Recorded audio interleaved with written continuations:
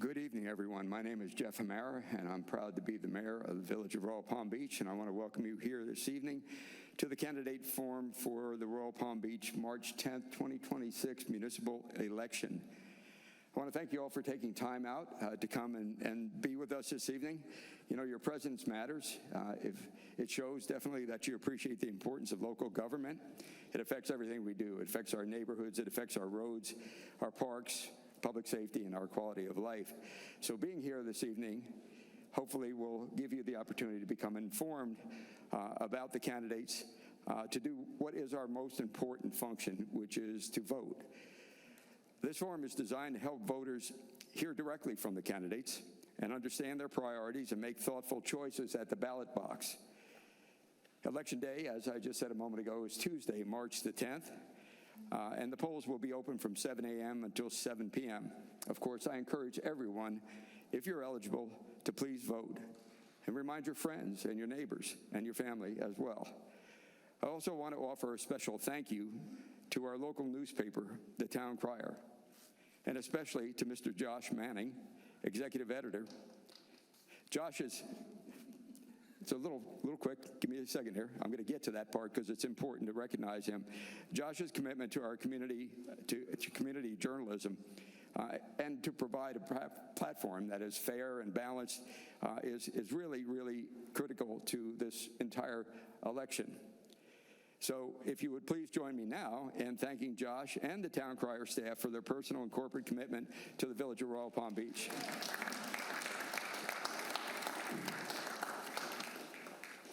And to the candidates, thank you all for stepping up and stepping forward to serve. We appreciate that. And to everyone here and everyone watching at home, thank you for being engaged. Hopefully you will walk away informed, and I know that you're invested in the future of Royal Palm Beach.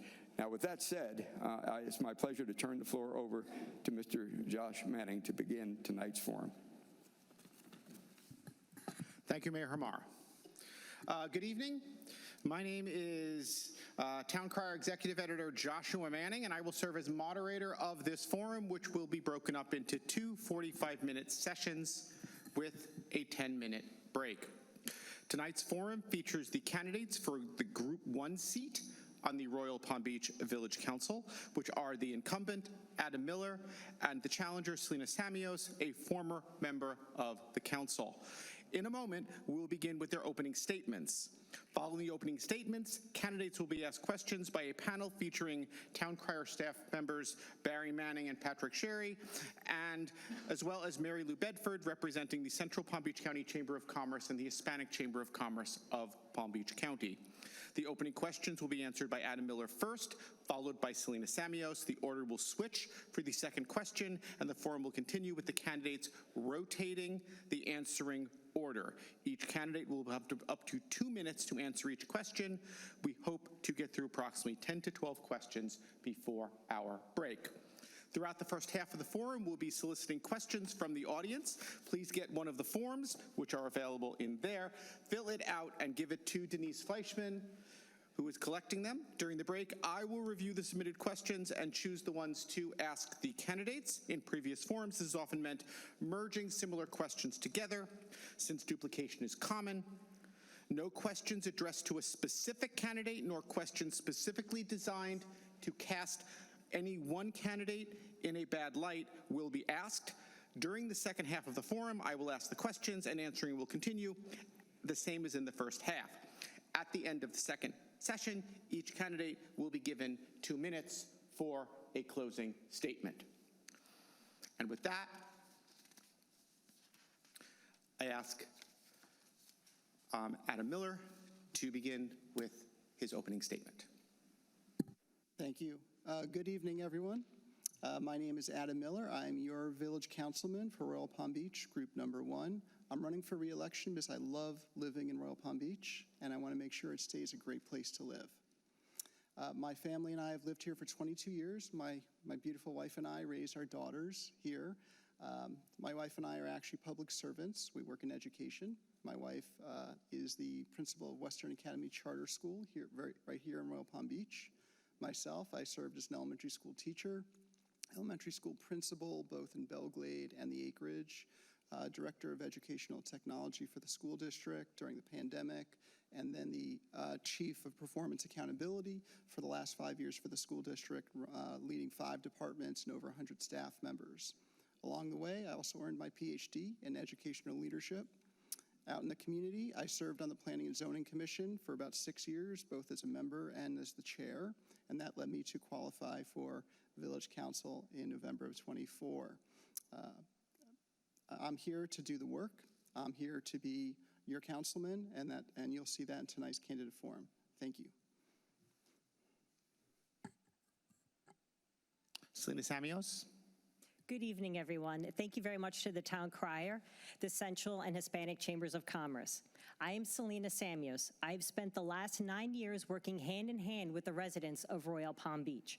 I am proud to say that I've kept my promise. I focused on our senior residents, government transparency, local businesses, and smart growth. I'm the executive director of the Women's Chamber of Commerce of Palm Beach County, where I manage budgets, strategic planning, and work with over 200 businesses in Palm Beach County. I look forward to earning your vote again into the village and answering your questions this evening. Thank you very much.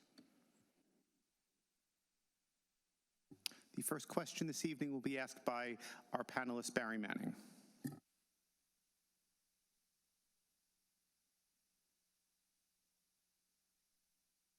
We can't hear you. Okay, this question is addressed to both of you. Should you be elected, what would you most like to accomplish over the next 2 years?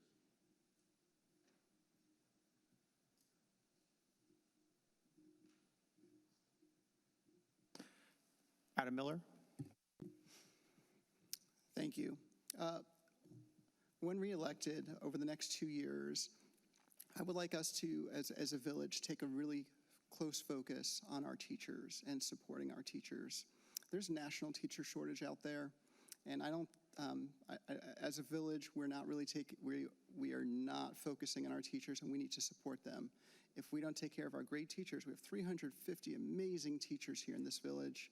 With a teacher shortage, they could end up leaving and going to other places that show them more love than we do. So my goal over the next 2 years would be to recognize teachers, provide support to teachers, and I actually started that last year on their strategic planning session.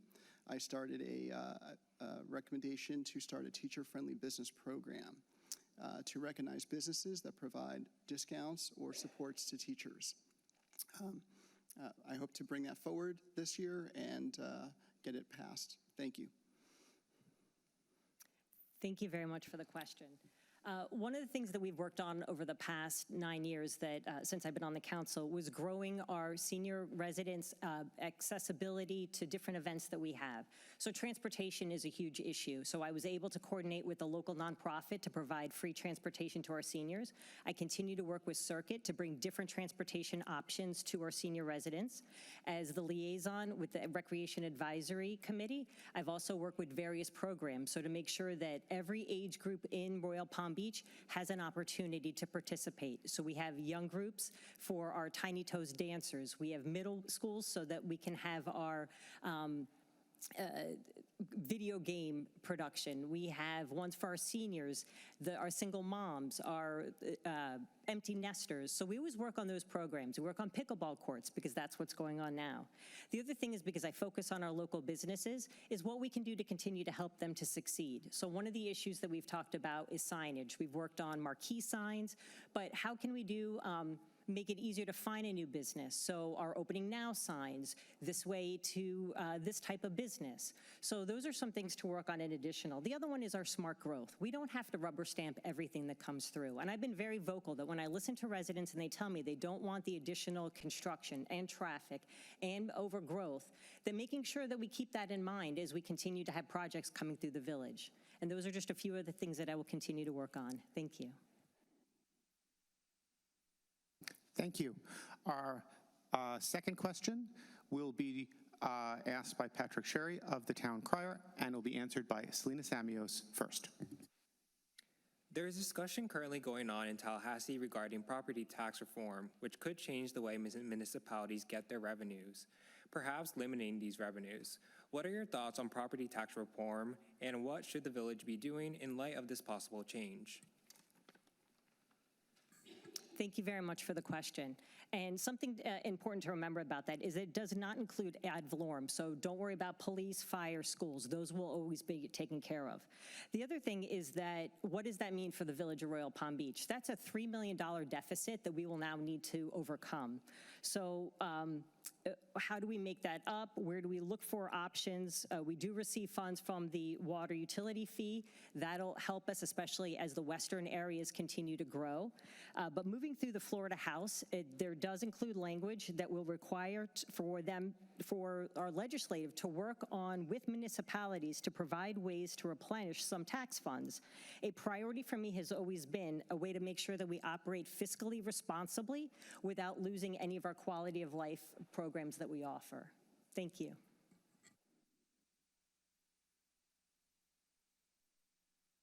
Thank you. Thank you for that question. So our property taxes are the lifeblood for our municipality. They fund a lot of our programs, our senior programs, our parks, our rec, everything. And if we lose that, it's going to really hurt us. We've, at the village, have enjoyed the same millage rate for the last 15 years, 1.92 mils. And we've maintained that because we actually have had really great stewardship of our public funds. And because of that, we're in a strong financial position. We have strong reserves. The property taxes would hurt us immensely.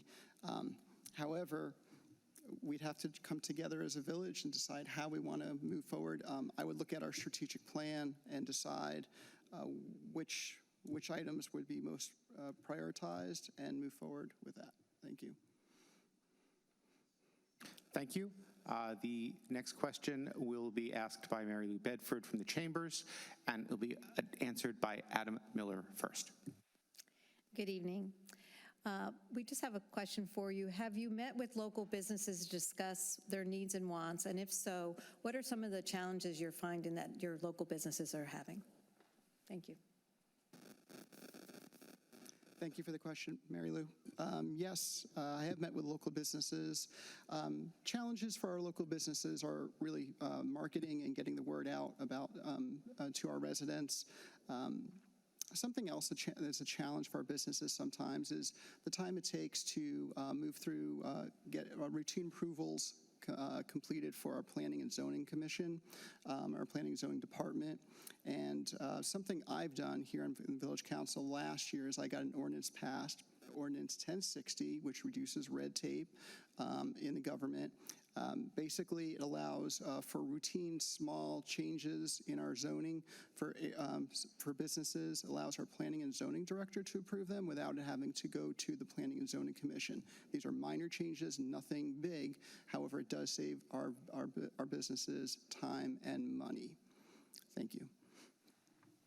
Thank you very much for the question. Our local businesses are one of my passions. So one of the things that I did when I first was elected was to come up with our new business packet. So if you'd like to open up a business in Royal Palm Beach, you can click on the link to our website, and it's a step-by-step guide to ease the process of opening up a business in the village. We refined our sign code on the streets, so that helped with exposure, so different ways to find our new businesses. The other thing we need to do is work on a new business open or open now signs, and those are some things that I've been working with our code enforcement on. How can we allow our new businesses to have the banner out front that says open now or coming soon to attract attention? How do we put the yard signs out on roadways so that it's easy to find them, especially when we have so many pockets of commercial areas, and sometimes it's hard to find those. So directional signs to help with that. One of the other things is we started this when we did it with our residents that you needed to give a 60-day notice in order to raise rent for residential. I think that also needs to be considered for our businesses, because we have many businesses that come here that rent space, and that because the landlord changes the rate, they're unable whether to stay or not. So just some notice on that.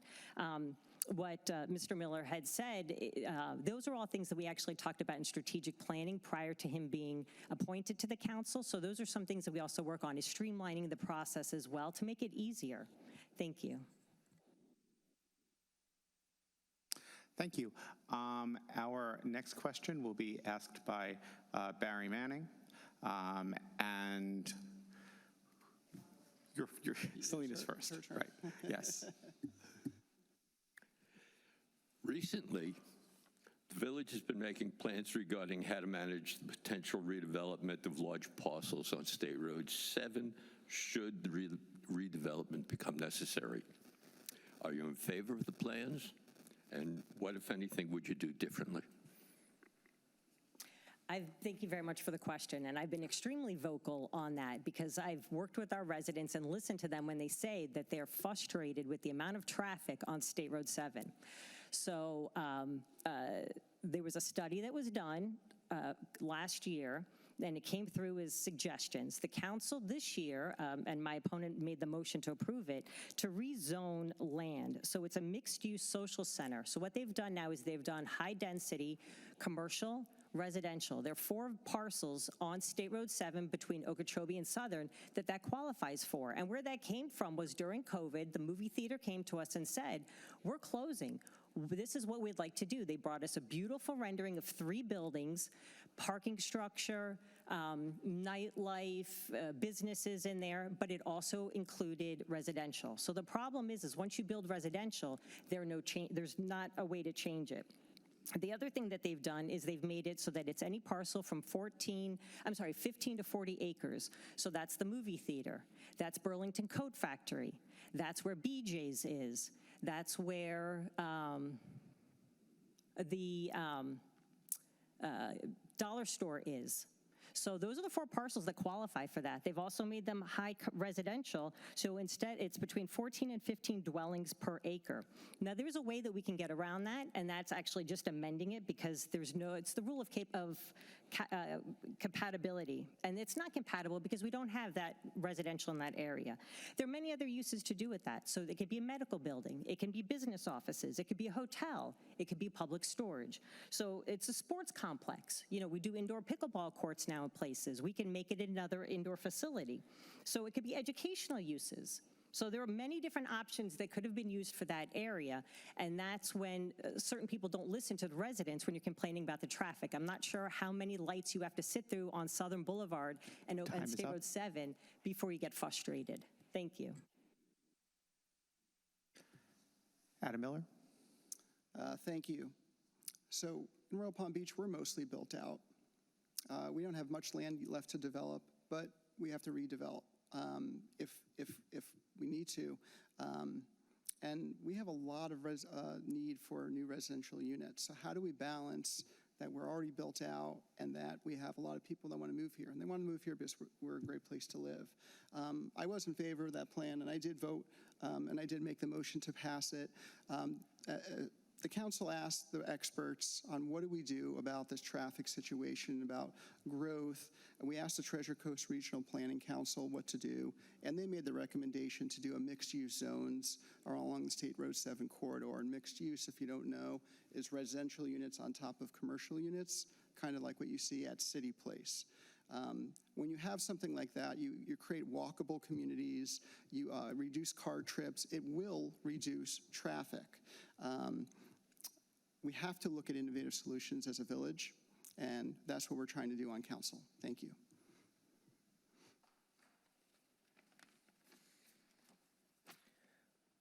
What are your thoughts on the current status of the project known as Tuttle Royale, which has been experiencing some delays? What role does the village have regarding the future of the project? Adam Miller.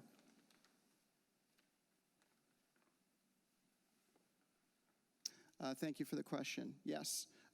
So the Tuttle Royale plan it was a great plan. Lots of residential areas and then a downtown area with that mixed use, residential over commercial. Supposed to be a beautiful downtown area, movie theater, restaurants, kind of like City Place, but a lot closer. It's great, however, there have been a lot of issues getting the downtown area built. As a council, I think it's our role and job to stick to what the plan is.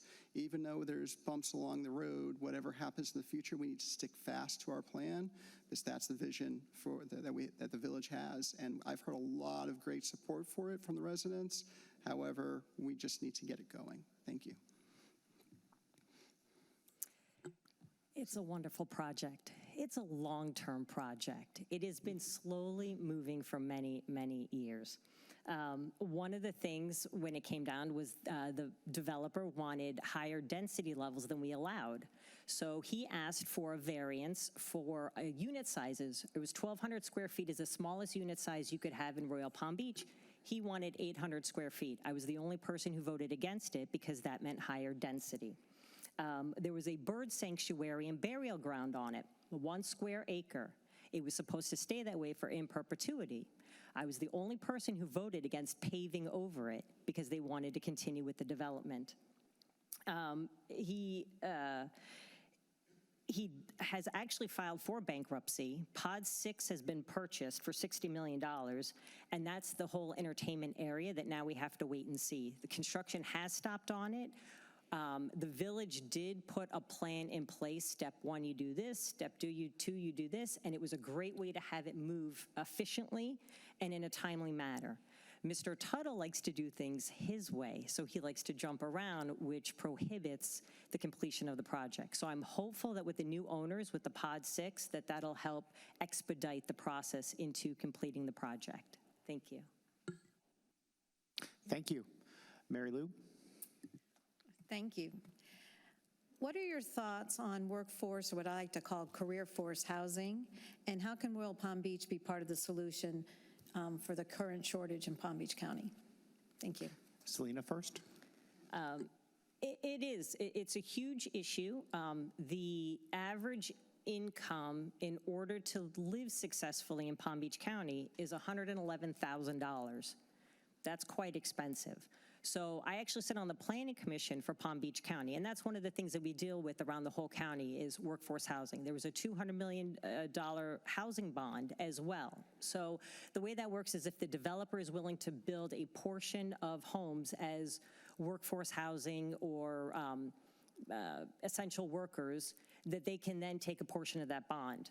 Now, we have not had a developer come in to say that they are willing to take the bond in order to provide that. And as we've just discussed, the council just recently approved high-density residential for apartment buildings in 4 parcels of land that we already have. So it is a concern, but there are lots of parts of affordable housing. We can't control the interest rate. We can't control insurance rates. Now, I did go to Tallahassee. I met with Jimmy Petronis when he was our CFO, and I told him the importance of funding My Safe Florida Home. That's a program so that you can do renovations on your home to then get lower insurance rates.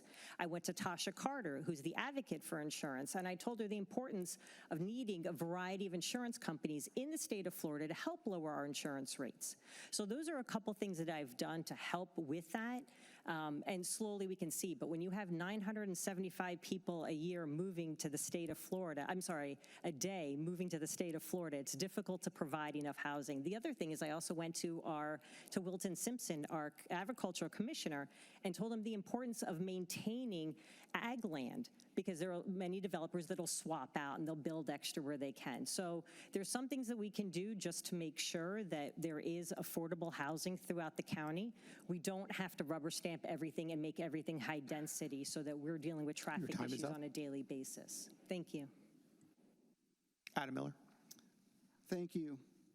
We are in need of workforce housing here in Palm Beach County. As my opponent stated, we have a high cost of living. Here in Royal Palm Beach, though, we are mostly built out.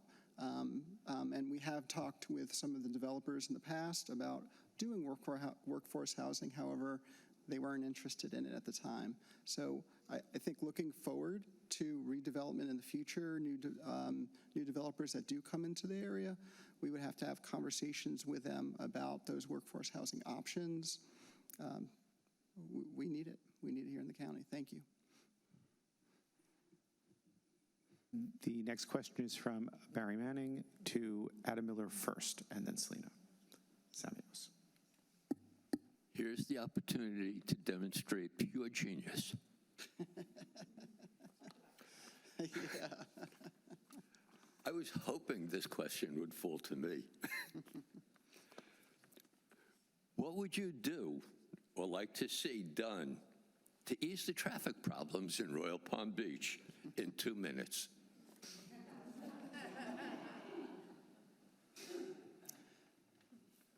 Thank you for that question. Traffic is not fun, right? Who enjoys traffic in the audience? Does anyone enjoy traffic? No, traffic's not fun. However, traffic is not just a Royal Palm Beach issue. Traffic is a regional issue. We have much more traffic on Okeechobee Boulevard, Southern Boulevard, due to Westlake being built out, Arden being built.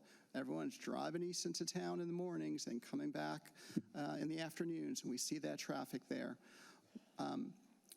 What I think we should do is look at regional options and opportunities to fix the traffic problem here in Royal Palm Beach. So I voted to support the countywide master transportation plan, which is a coalition of municipalities and the county working together to develop regional solutions. They haven't made any suggestions yet. I know they're just getting started. However, I support that because we have to work together with our other municipalities and the county. Thank you. Also important to remember that which comes first, the chicken or the egg? Do you create the traffic and then come up with a transportation solution, or do you provide the solution and then wait for the municipality to be built out? So I've been very vocal about all the overdevelopments. When you talk about traffic, heading south on State Road 7 before you get to Southern Boulevard, I have sat at that light for 4 rotations to try and get through. And that's not in season, that's every day. So again, we just talked about the rezoning of the 2 properties right there in Burlington and across the street of where BJ's is, that's in that corner. I worked on changing the timing of the lights. So we had many residents on Royal Palm Beach Boulevard. It's 1 lane in either direction. So I worked on changing the timing of the light to give more of a break in between when you're heading south on Royal Palm Beach Boulevard, so that more of our residents have time to get out of those other developments. So Strathmore Gate East, Greenway Shores, all of those in there. Even coming out from the Veterans Park, all of that in that section. The other thing is that I worked on with staff to help make sure the timing on Okeechobee heading east and west is appropriate. So from Ponce, which is La Mancha entrance, heading east to State Road 7 is 1 mile. There are 5 streetlights there. There was a proposal to put a 6th light, and I fought against it because you don't need 6 lights within 1 mile. All of that's going to back the traffic up. So anybody who's driving east on Okeechobee in the morning gets stuck right in front of the school, and you're in that light. Not to mention that it's many rotations before you get through all of that. The other thing is PalmTran. So I've been very vocal that I'm upset that PalmTran took away Route 52. They said, don't worry, everything will be fine. So what happened? They were giving 4 vouchers a day for people up to $8 each to use it. They just came in and gave a proposal to the council that said they've now changed it to 2 trips per day and $5. So that's creating more traffic. Thank you. In your opinion, what is the most important village project currently planned, and what other projects would you like to see added over the next 5 years? This is for Selena first. Wow, we have a lot. So we're 12 square miles. We are very fortunate with everything that we have. We have had the 1% sales tax when I was the liaison for the Recreation Advisory Committee. We oversaw that. So it's $2.4 million a year that we received. We have ARPA money that we're receiving until the end of December of 2026. So we have a lot of projects that we've done. This Village Council Hall was one of the ones that we were able to do with that. So I think it was great. It's now our EOC. We don't have to move everything from the old Village Hall over to the David Farber building. Everything's all inclusive. It's strategically built, so if you notice how high the ceiling is, if we need extra space, we can add a 2nd floor to this room and bring this down. So it's very strategic on things that we've done. We have repaved our sidewalks and our streets. We have a tremendous engineering department that makes sure that our roads are always paved, our sidewalks are done. So as we go through, we've redone our cultural center. We're in the process of redoing our recreation facility, and that's our next big project that I'm excited about. I was part of the designing of that. Very vocal on the bathrooms need to be replaced, more classrooms in there for our kids, more activities that we have. So that's our next one that we have. I did request a running track on a second floor up there, and I was turned down for it because of budgeting, but I'm excited to see how that one comes out. Thanks. Adam Miller?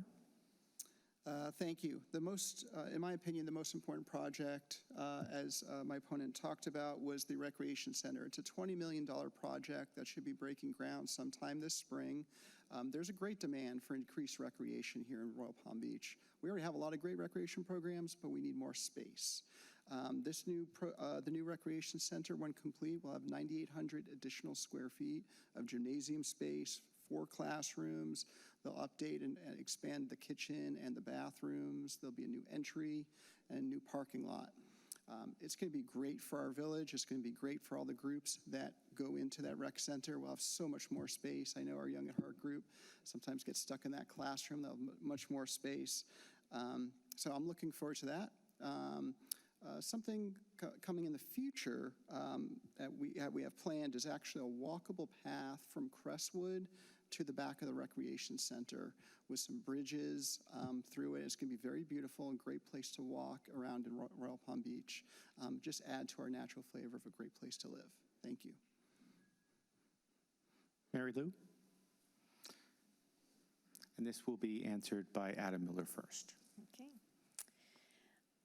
Okay, so a diversified economy is a great way to have economic sustainability. What types of industries would you like to see come to Royal Palm Beach that we might not have now?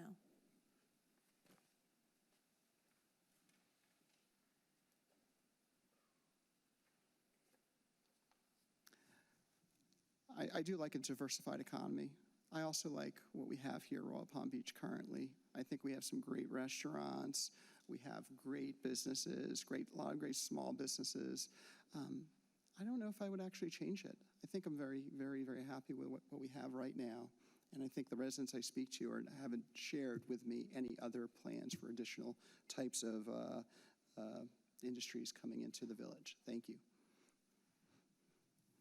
We do have, as far as anything unique, I'm not quite sure. We do have, for instance, medical buildings. This way people can come in and go to their doctors. They don't have to travel as far, so that helps with traffic. We've talked about, and that's repurposing some of our businesses or buildings that we currently have that are just vacated. I'd love to see another sports complex. You know, we talk about the heat, the weather, different things like that. If we had an indoor facility, they do them now. We have indoor soccer fields in there. I love Katz Field. I've been pushing for artificial turf on there because then we can use it year round. We don't have really a hotel in Royal Palm Beach, so that's also something that we can talk about. So the Sports Commission always brings different events out here. Wellington has various tournaments, not even just the polo season, but there's also field hockey, soccer tournaments, all these things that they were doing out there that would be really beneficial. So I think if we had a really nice hotel, that would be something that would help because we don't have that right now. But I think that we can repurpose a lot of our stuff. Some of our buildings that are vacant, indoor pickleball courts. You know, we're putting shade scapes on some of the things that we have, but it really doesn't help when you're out there in the heat, and especially depending on which generation is out there doing that. So thank you. Next question will be asked by Barry Manning, and Selena Samios will answer first.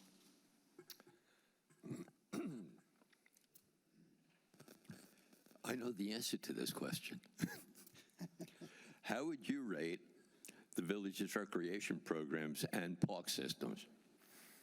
And what changes, if any, would you like to see regarding parks and recreation? Another huge passion of mine, so thank you very much.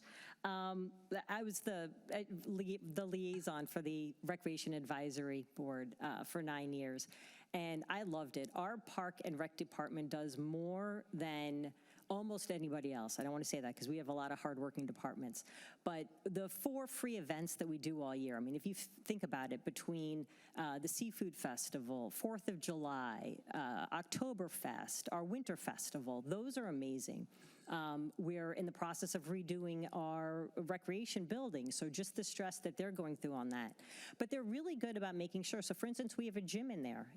I fought to make sure that we have updated equipment in there and the latest material that's out there so that residents can work and they don't have to go out elsewhere for that. We have, once again, 12 square miles, 23 parks. So I love the fact that we have land that's dedicated. So every time there's a portion that's developed, that a portion has to be left for public land use. So that we do have parks in every single neighborhood, regardless of the size. We are working on updating many of them, so the playscapes are getting a little worn out. We are putting shade on many of them so that you can sit out there.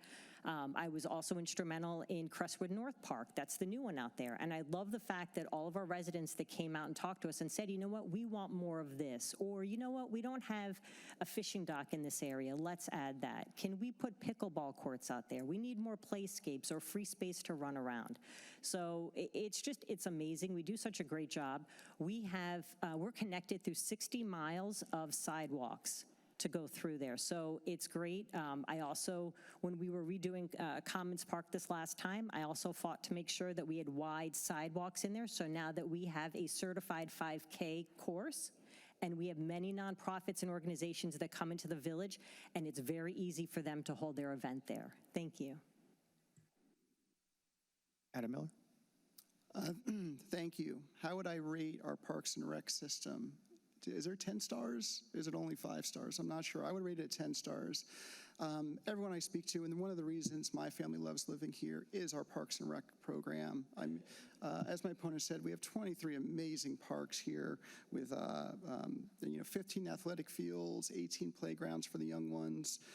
Our rec programs, we have over 25 programs offered to our residents, from young children to our seniors, our Young at Heart program. We have pickleball, yoga, anything you could want, you could find here in Royal Palm Beach. That's what I love about it, and that's why I voted to support the budget for our Parks and Rec departments. For our rec department, I did vote to approve the $1.7 million budget for this year and a $3.5 million budget for this year for the park system. I'm going to give it 11 stars, actually, now that I keep talking about it, so thank you.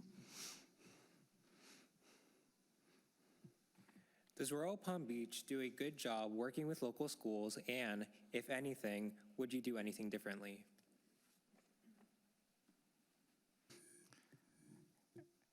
Adam Miller? Thank you. As I mentioned earlier, yes, I would do something differently around our schools. Great schools equals a great community, and we can only have great schools with great teachers. As I mentioned earlier, I brought forth a plan to develop a teacher teacher-friendly appreciation program for our businesses. We need to show our teachers that we recognize them, that we support them, and they have a home here in Royal Palm Beach. Schools, they're the future. Thank you. Selena Samios? Thanks. Thank you very much. When we were looking to buy our first home, we looked in Royal Palm Beach, we looked in Wellington, we did some stuff, we looked a little bit in Lake Worth, but it's the A-rated schools for our elementary schools that I loved. And my daughter walked to school, or we rode our bike to H.L. Johnson. Many of our our 3 elementary schools are amazing. One of the things that I did to help them out was they want to showcase, they were doing their events on the school property that wasn't really sufficient enough with all the parents and grandparents and everybody else who wanted to come out. So I spearheaded having them use our amphitheater. So all of our schools can use our amphitheater free of charge. They do need to pay for security and extra things that they need from there, but they can use the space so that everybody can come to the events and see what they do. The other thing is we had some of our schools were making milestones, or hitting milestones, and they wanted to have big events, or they wanted to do them in our cultural center. So I made it that each school could have one event annually at the cultural center without paying for that as well. Once again, not extra of the other stuff that goes with it. I voted for a K through 12 school on the Tuttle property, but I was very strategic when I spoke to the applicant when they came through. I wanted to make sure that there were seats in the classrooms for Royal Palm Beach residents. I made sure that they also had grants for our Royal Palm Beach residents so that we do have an options of schools, not just public, or now this would be private, but we do have charter schools as well, but then some parents work better with hybrids. So we also need to make sure that they have those options as well. Whether you need to send your child to a traditional school for 2 or 3 days a week, and then you homeschool them for the rest of the week. So it's also making sure that they have those options so that we are more desirable than all the other municipalities out there. Thank you. Mary Lou?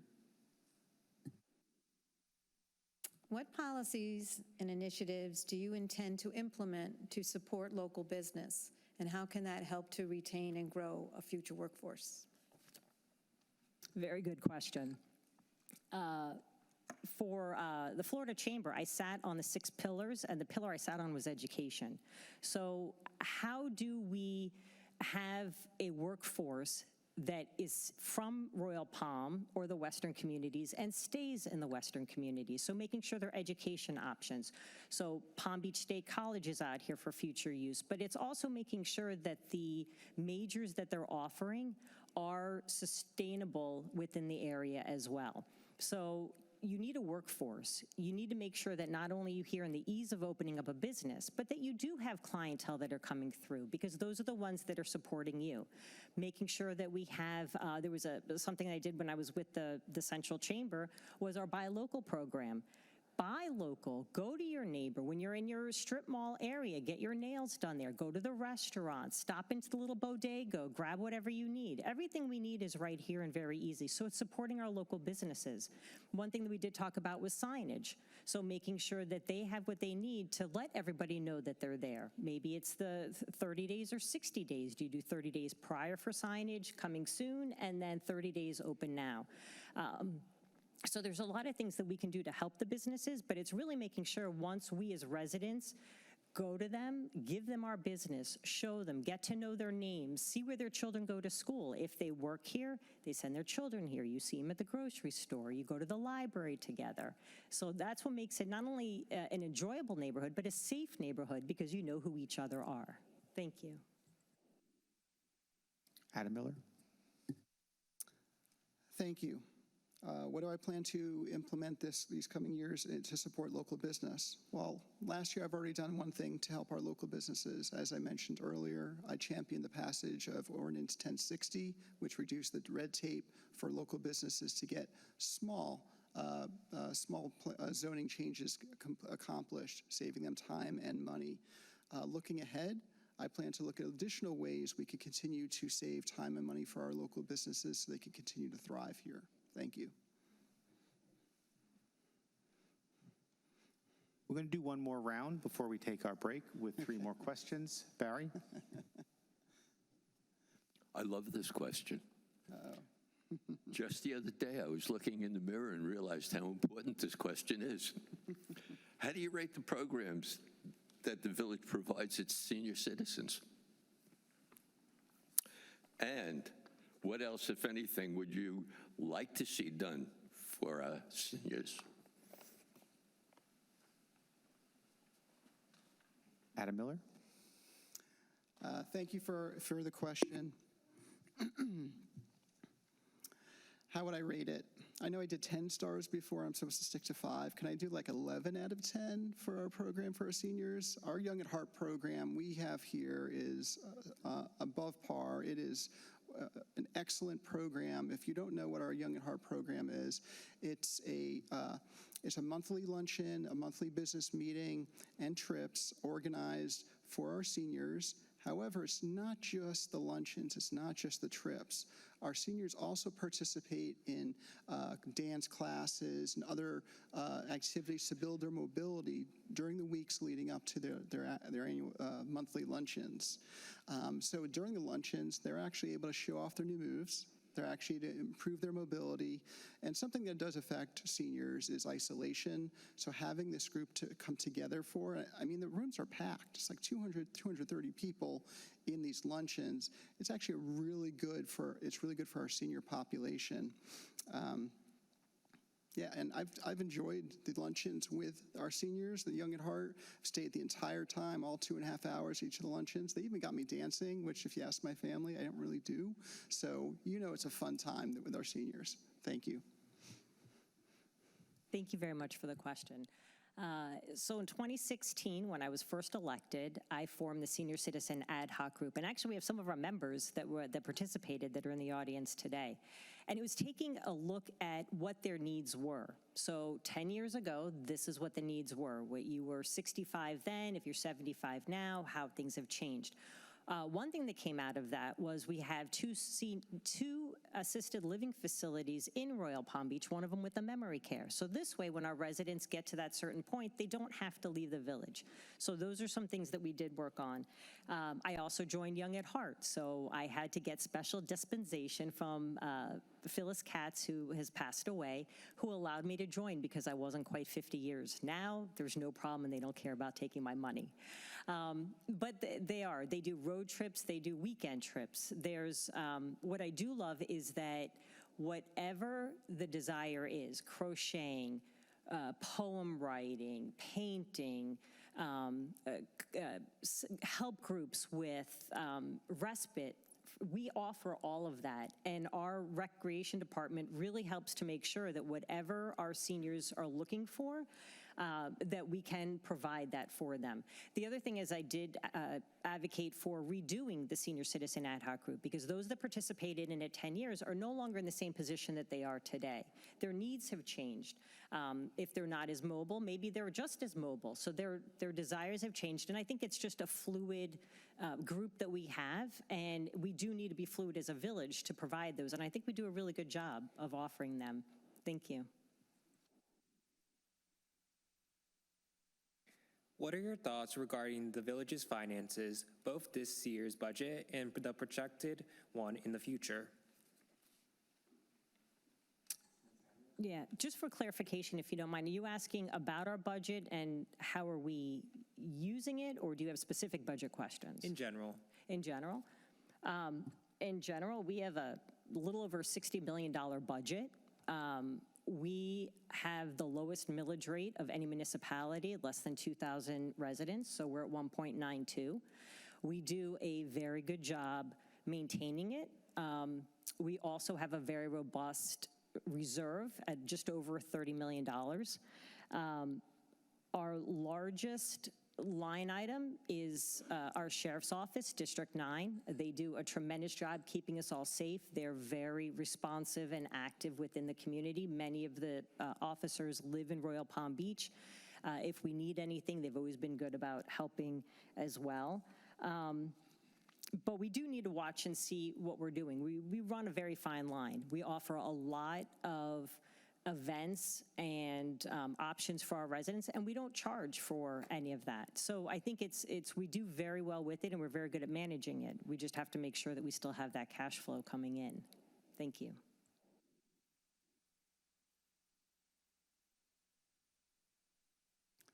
We are in a great financial position, as I stated earlier, as my opponent stated as well.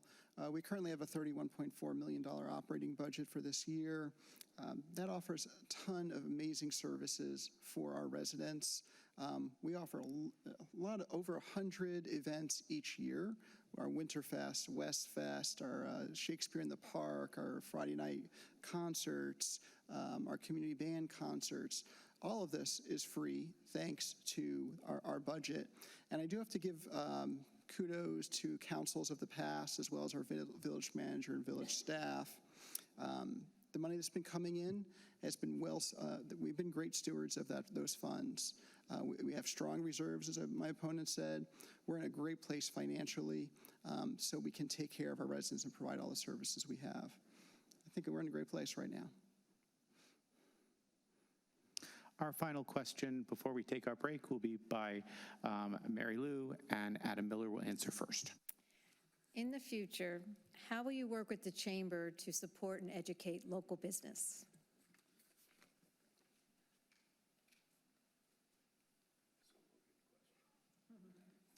In the future, I would work with the chamber by bringing presentations to the chamber, things about Royal Palm Beach, showing all the reasons why a lot of people want to live here, especially us. All the great parks, all the great recreation programs. It's a safe place to live. We have a great financial situation, like I just said. It looks beautiful, and it's got the hometown feel. I would want to bring that to the chamber and hopefully entice some new businesses to come into our village. Thank you. And just for clarification, it's how the village will work with the chamber? Okay. And the future, correct. Okay, gotcha. I have a unique perspective as being a former board member of the Chamber of Commerce. Essentially, at the time it was Palms West and still active with it. I do many events with the chamber. As Royal Palm Beach, we do have a seat with the Chamber of Commerce, so we do have that flow of communication between us and them. If there are certain things, certain industries, certain board members that come up and say things as far as, we're looking for this, or there are many different industries that are members of the chamber. So as far as things that they're looking for, one of them specifically, I know will ask me and say, we're looking for projects between 5 and 10 square acres. Do you have anything like that? Or we're looking to open up where there's walkability of some of the other businesses that you have. So yes, we have that. It's identifying plots of land or buildings that we currently have that are open for. What are they zoned for? And then going back to the chamber and letting them know, you know what, we have these parcels of land. This is the accessibility. These are the amount of parking spaces they have.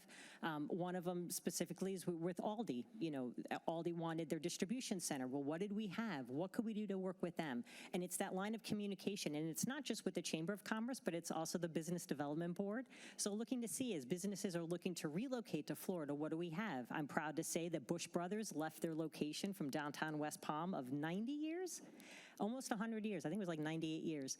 And they're now in Royal Palm Beach. So it's making that so that we do have the ease of doing business in Royal Palm Beach. We do have the accessibility. There is parking constraints out there so that we do make it easier for them. If there's a variance that's needed that makes sense to help them thrive, we do go ahead and work with them on that. So it is continuing that line of communication. It's not rubber stamping everything that they want, but it's working together to come up with a solution that's good for the village, the chamber, and all the businesses. Thank you. Congratulations, candidates. You made it through the first half, and you get to take a 10-minute break. We will take a 10-minute break, and we will be back. For the people who are watching at home, you don't get cookies, but for the people who are here, there are cookies and water. Please enjoy it. They are right over there on the table.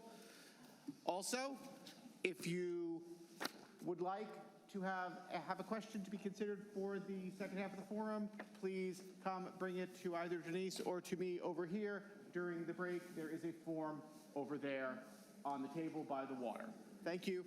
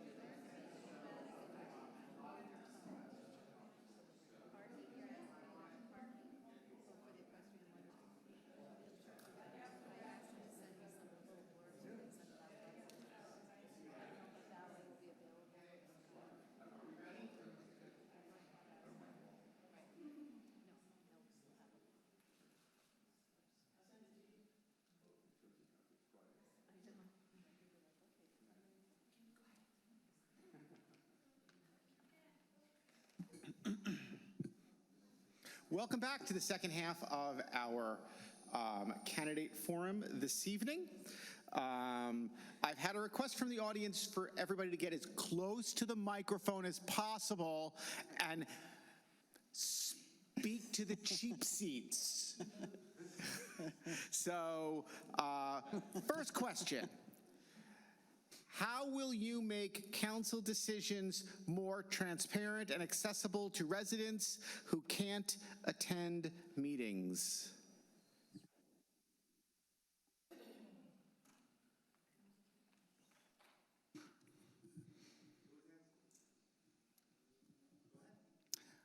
Thank you. We would like more participation in our municipal processes. Can everyone hear me better now? Okay, good.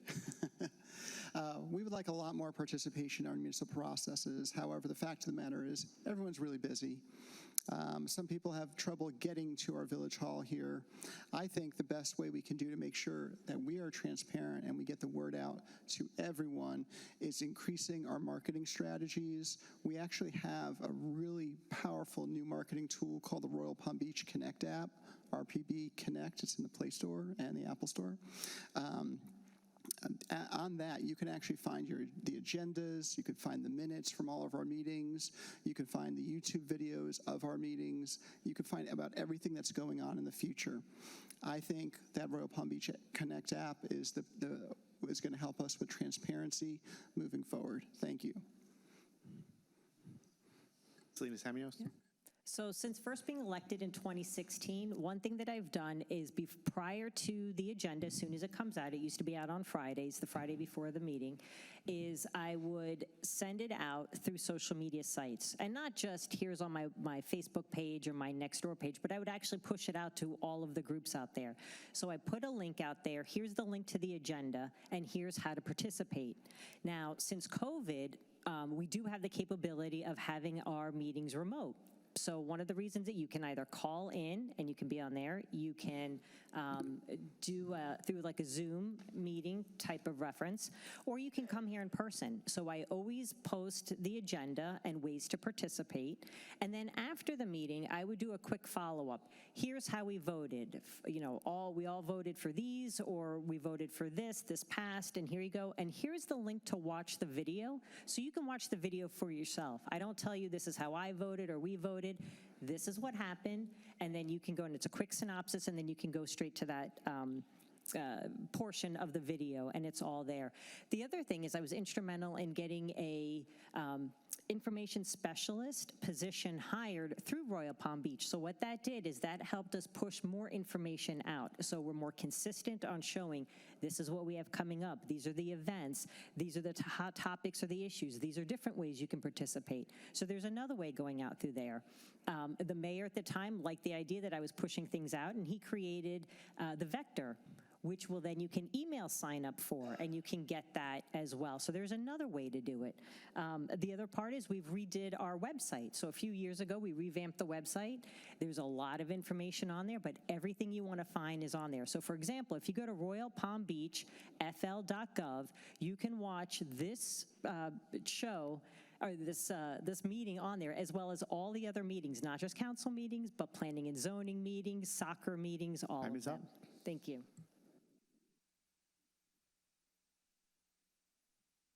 Okay, so several specific questions regarding traffic points in the village. I'll ask them both, and you can comment.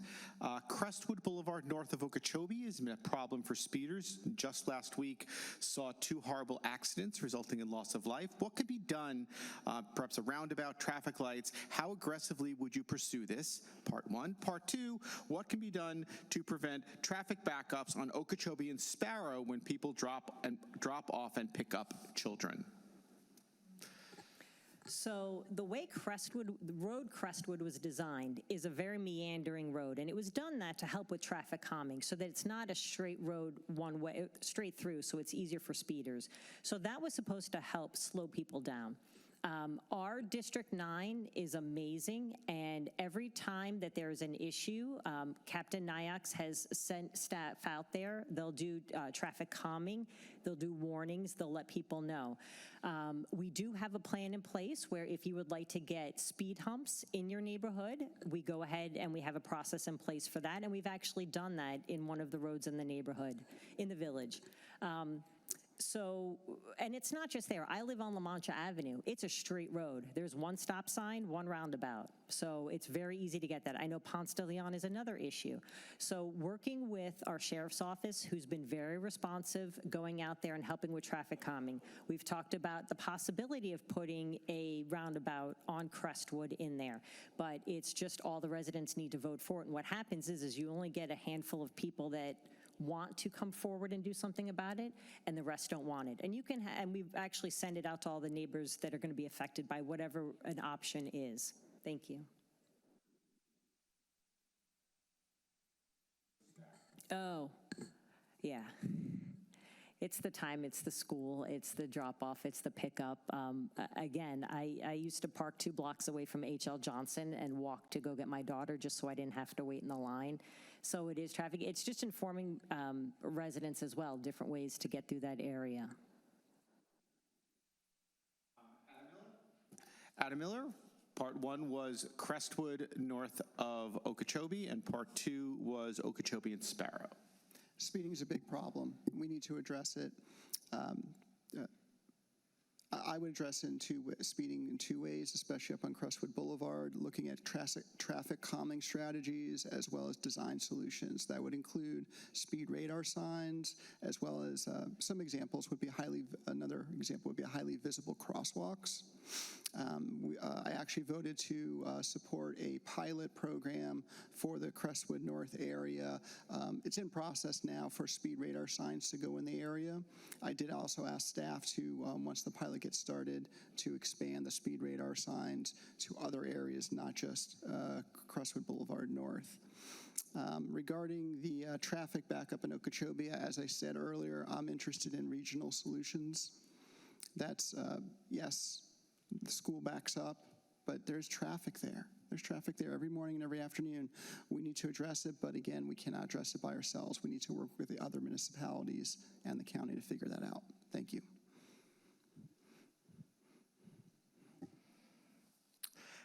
How can we expedite the maintenance of several streetlights that are not in working order throughout the La Mancha neighborhood? For Adam Miller first. How can we expedite the lights being fixed? Please give me the addresses. I'll bring it forward to our village manager and work together to get those fixed. Thank you. It's usually our building department that handles those, unless it depends on. Now, those are Royal Palm Beach roads, but I'm trying to figure out which lights don't work, or are they not changing fast enough? So is it on Okeechobee and Ponce? Is it on La Mancha and Royal Palm Beach Boulevard? There are a couple of them. So if you're specific on which ones you're looking for, but it's actually our building department can help with that. Or our engineering, depending on which light it is.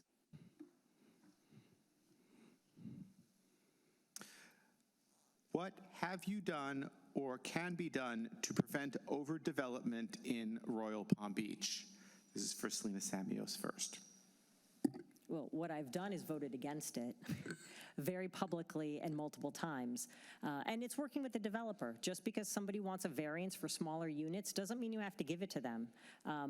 We've talked about Tuttle. Another one was Lakeside Landing. They came in with 120 townhomes, and I didn't approve it. They came back with 100. So now there are 100 units on there instead of 120. So you can work with them, so to try and make everybody happy.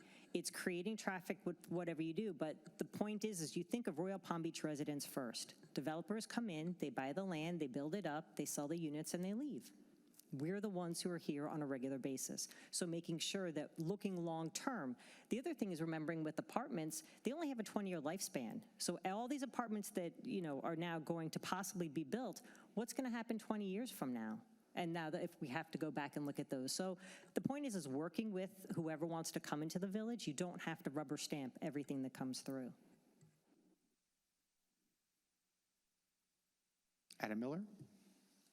I think we need to look at a balance of, we have more people that want to move into the village. There's a big demand for new residential units, but we don't want to overdevelop either. So we have to do a compromise. We have to look at what our residents really want, what's being proposed for the area, what the future holds for that area too. For example, if we leave a spot vacant for too long, we might not be able to decide what can be done in that space in the future. We have to make decisions, but we can do that together with our residents. Thank you.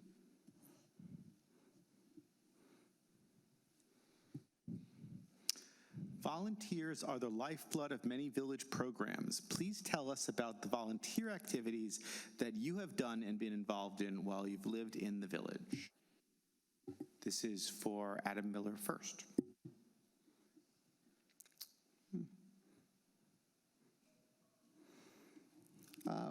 Working for the school system, I've actually volunteered a lot around the village and in other places as well. I could say this year I volunteered at the Young at Heart luncheons, helping out.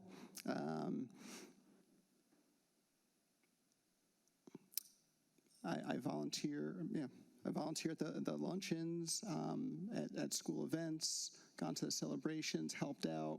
I try to give of my time as much as I can. I'm a public servant. Thank you. So volunteering is how I got into Royal Palm Beach. I volunteered on the board of the Central Palm Beach County Chamber. That's how I got to know the area. That's how I decided this is where I wanted to live. As far as volunteerism, I'm on the small advisory committee for Solid Waste Authority. I'm a volunteer position is with Palm Beach County Planning Commission. I'm a board member of Family Impact of Palm Beach County, which serves the underserved individuals in the county. I've sat on the board of Executive Women of the Palm Beaches, where we work with students to get them scholarships.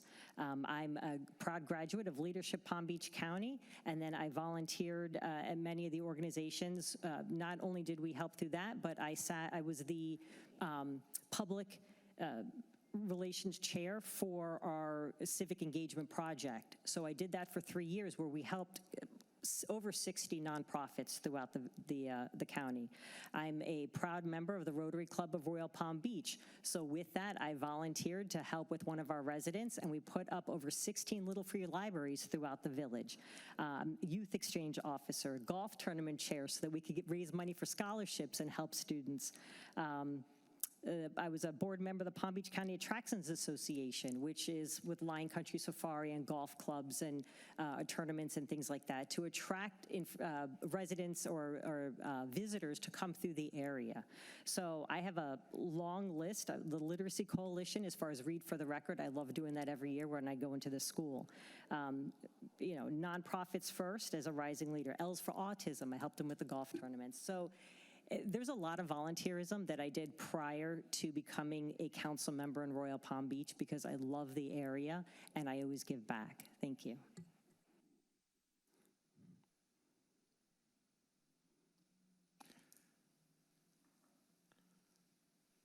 What have you done, or what can be done, to help residents struggling with the cost of owning a home? And I believe we touched on this earlier, but that was a question that was submitted.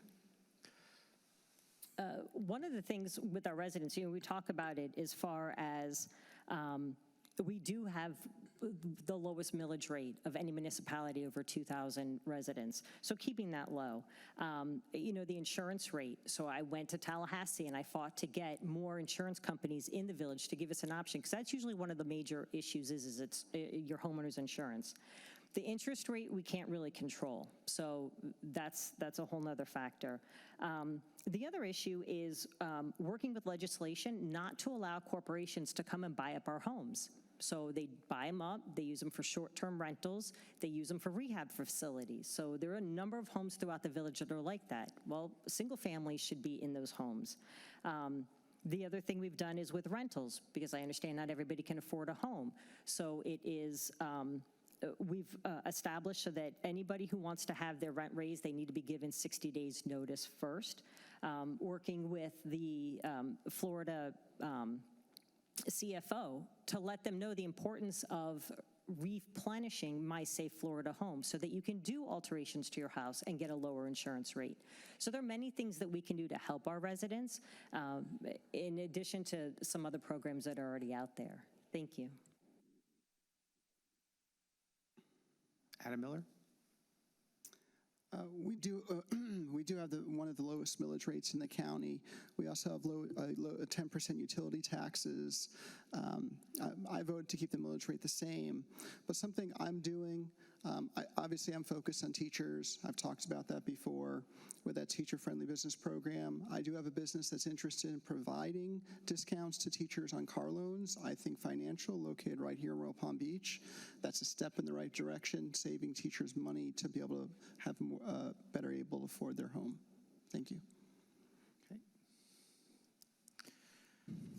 How do you think the village is doing as far as promoting arts, cultural activities, and other entertainment in the community?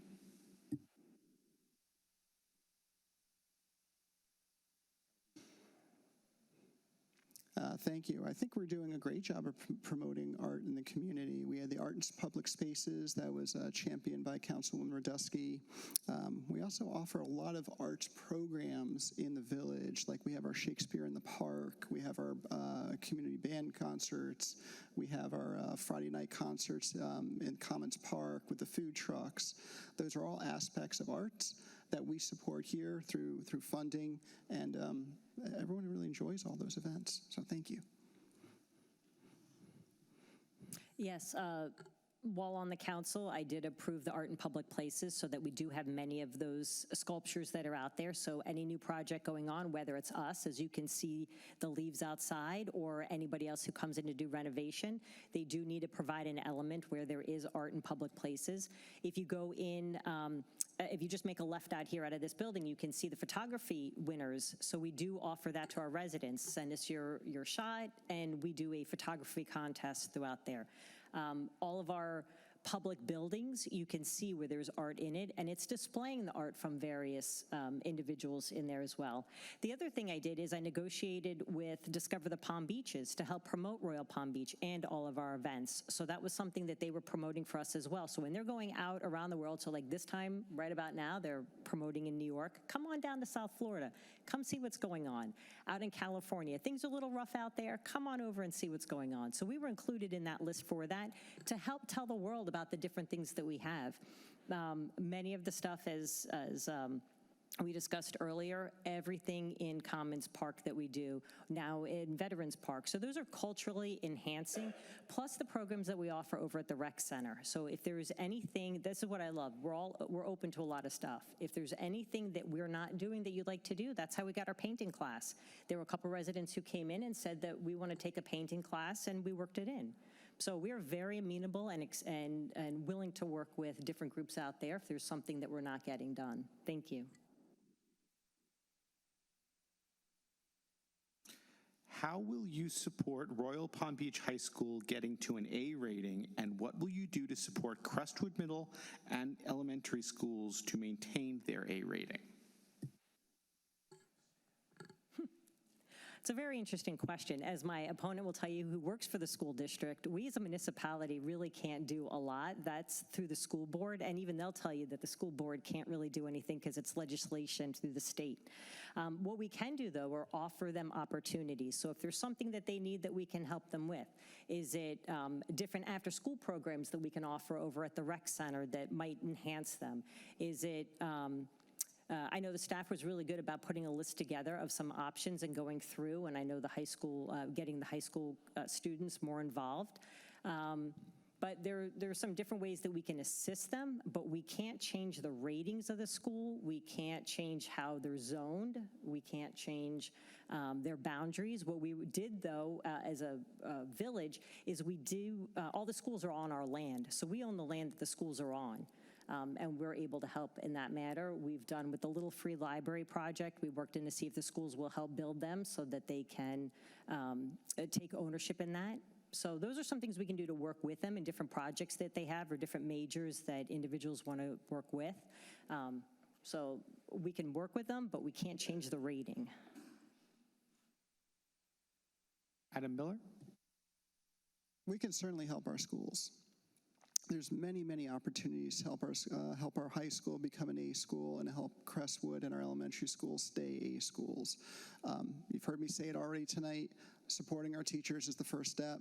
If we have great teachers, we have great schools, and we need to do whatever we can as a village to support our teachers. We need to recognize our teachers.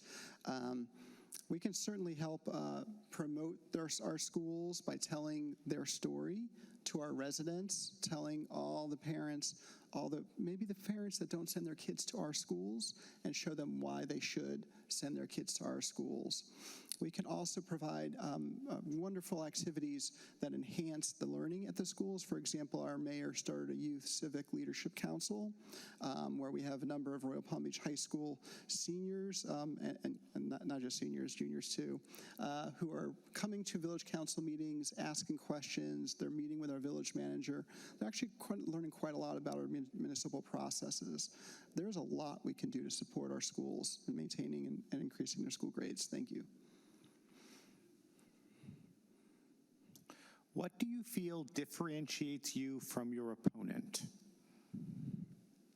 Adam Miller first. What differentiates me from my opponent is when I prepare for village council meetings, I take a look at each agenda item.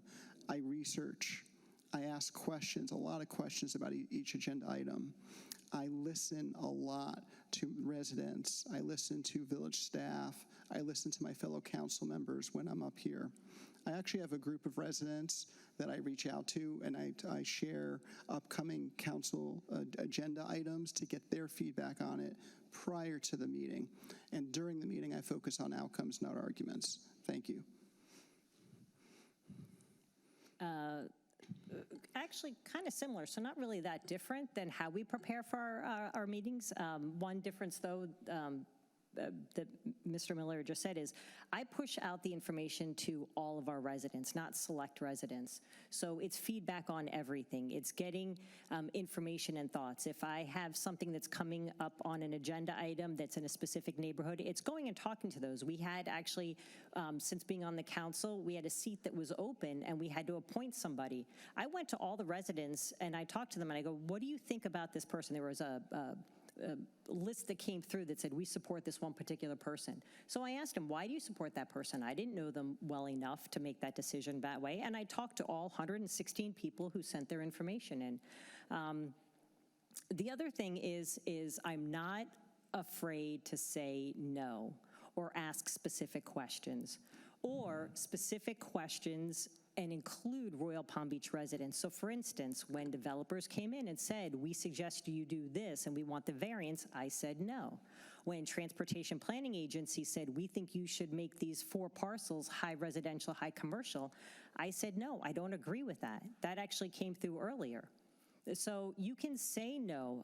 The other thing I do is negotiate. So for instance, when we had the school that was proposed on the Tuttle Royale project, and it was a high annual tuition rate, I talked to them and I said, you know what, let's put Royal Palm Beach residents first. Make sure that you have seats in your classrooms for them. Make sure that you have grants specifically for them, so it gives them the option. So those are just a few things that separate me from my opponent, and not to mention the experience that I've had. What is your vision for the future of Royal Palm Beach over the next decade? This is to Selena Samios first.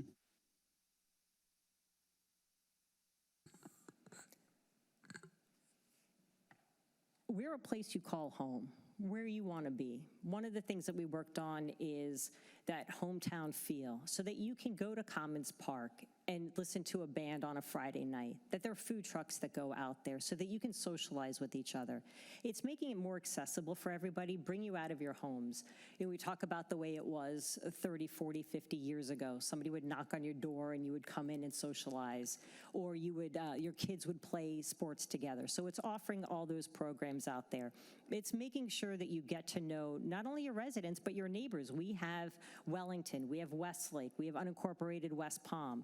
We have many areas that butt up against us, and our programs, our sporting programs, our things that we offer at the Cultural Center are great ways to do that. So when I look at where I want Royal Palm Beach to be, I go back to what was it like and why did I choose to move here? I've been here for over 16 years, and it's why. We get more land for our money. We have a single-family home. We have a yard, a front yard, and a backyard. I have great neighbors. I've said this was our starter home. I would never move because my neighbors are all the same, and I can't replace them. So my vision for Royal Palm Beach as we go forward is a livable, workable, enjoyable community that we want to stay in, that our children want to come back and work and live. Thank you. Adam Miller? Thank you. I've developed my vision for the future of Royal Palm Beach by talking with residents and living here for the last 22 years. I love living here. I think it's a great place to live. I'm sure there's a few things to fix up here and there, but there's so many people that just love living here. We can't lose sight of that when we're up here on the council. Yeah, there's going to be redevelopment at times, but we have to think about what do our residents want, and that's why I get out, I talk to residents, I make time to have those relationships and see what everyone really, really wants, so we can decide together where we want Royal Palm Beach to be in 10 years from now. Thank you. Last question before we move on to closing statements. Okay. What are you most proud of in the village of Royal Palm Beach? This is for Adam Miller first.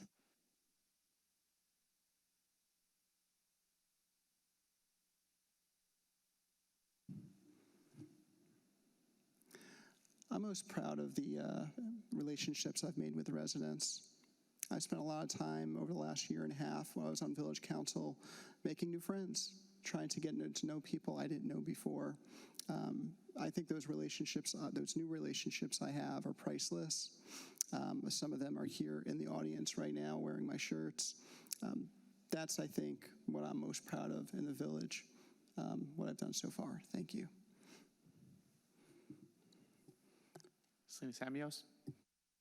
I'm most proud of the fact that we're such a desirable place to be. Everyone wants to come and live here. When I tell people how many things that we offer, all of our free programs, our 23 parks, our 12 square miles, our amazing homes, the space that we have, people are excited about it. There are people who live here that work downtown. There's some pretty high-profile people that live in Royal Palm Beach. We have our current school board member. We have our past county administrator. We have our state attorney. I mean, these are some people who could live wherever they want, and this is where they come and live. So I am most proud of the fact that we are such a livable environment, that we are desirable, that we have a low tax rate, that we listen to our residents, that we offer an amenity of programs and ideas, that we work with our residents. There are some things that are frustrating that we go through, and we have an amazing staff. The longevity of our staff, the majority, I can't say the majority, quite a few of our staff members have been here for over 25 years. I love that. They're not going anywhere. Some live in the village, some don't. But it makes it a great place to go. We listen to residents, we watch trends, what's going on. We're making sure that we're top of mind, and we're a great place to be. Thank you. Candidates, thank you for participating. 2 minutes for Selena Samios for your closing statement. Thank you very much. Just to clear the record, because there were some things that were said before, and I know some people that are here before, that were here a previous time, and I'll say it on the record, there are no plans to open Madrid onto State Road 7. I have spoken with the owner of Madison Green. There are no plans to build a hotel on Madison Green. So just so we can clear up a few things. And if there's any questions and anyone's not sure about anything, please ask me. I'm very accessible. Most of you have my cell phone. If not, you can ask. If you go to our website, selenaforcouncil.com, you can find more information on there as well. But thank you again for the opportunity to be here tonight and to participate. I am proud I've led the way with our senior residents, government transparency, and local businesses. I'm a graduate of Leadership Palm Beach County and Leadership Palms West. I have a very good understanding of how Palm Beach County works and how Royal Palm Beach fits in it. As a serving member of the Palm Beach County Planning Commission and the Small Business Advisory Committee, I am able to continue to fight for Royal Palm Beach residents as your priorities are important. As your councilwoman, I will preserve our village's unique character and charm for the future of Royal Palm Beach by continuing to fight to reduce traffic congestion, manage growth responsibly. I am Selena Samios, and I am asking for your vote again on March 11th. Thank you. March 10th. Thanks. Adam Miller. Thank you, and thank you everyone for your time tonight. I'm here to work for Royal Palm Beach. I'm only focused on Royal Palm Beach. I have a day job, right? In my day job, I spend a lot of time working with very large teams, over 100 staff members. I'm used to dealing with huge budgets. For example, I ran a $40 million deployment project in all of our schools for smart panels that was completed on time, early and on budget. I love living here, and it shows, because you know what? I've got 30 endorsements that I'm about to announce this week that'll go up on my website. 30 endorsements from elected officials, community leaders here, and other organizations. I'm excited about that. That tells me I'm doing something right. Again, I love living here. I'm going to try to make the best decisions I can for all of our residents. If you don't know me, come give me a call. My number's out there. Happy to have a chat with you. Please vote on March 10th. Appreciate everyone's time this evening. Thank you. Ladies and gentlemen, that brings us to the end of our candidates forum for this year's municipal election in the village of Royal Palm Beach. The two candidates for the Group 1 seat are Adam Miller and Selena Samios, and the election will be held on Tuesday, March 10th, and the town crier and everybody here at the village of Royal Palm Beach invite you to please exercise your right to vote and make sure that you vote in the municipal election this year. Good evening, and thank you for coming and listening.